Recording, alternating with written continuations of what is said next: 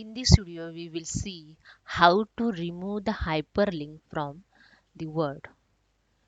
If you are in your Excel file, you already hyperlink for some word, so you can easily remove it.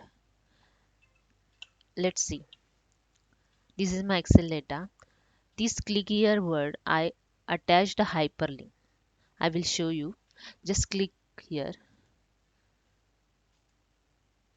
See, this is a PDF copy I attach on this word with the hyperlink.